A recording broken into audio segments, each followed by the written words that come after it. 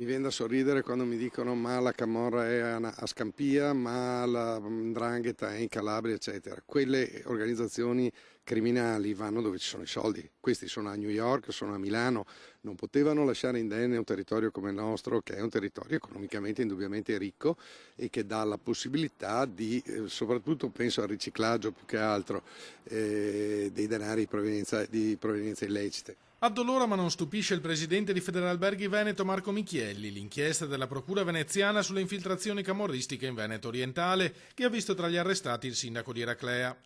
Qui da noi, ricorda, è una storia dalle origini antiche che risale almeno al rapimento Pasti del 1981. Che ci siano interferenze criminali nel nostro mercato è cosa che sappiamo da tempo.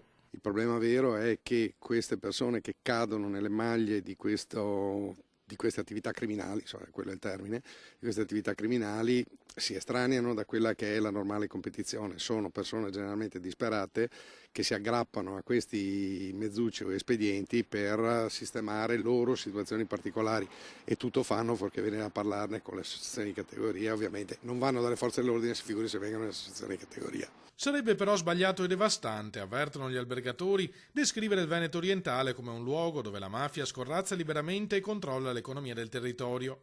Non ne facciamo una questione di immagine, ma di rispetto per la verità. Eraclea non è la Palermo degli anni 70. Teniamo presente che stiamo parlando di un comprensorio di spiagge che sviluppa 30 milioni di presenze turistiche durante l'estate, stiamo parlando di migliaia e migliaia di aziende, stiamo parlando di un'economia non sostanzialmente sana che ha qualche, diciamo, è una bellissima pelle con qualche brufolo.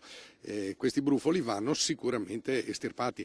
Non vedo un tumore nelle nostre località.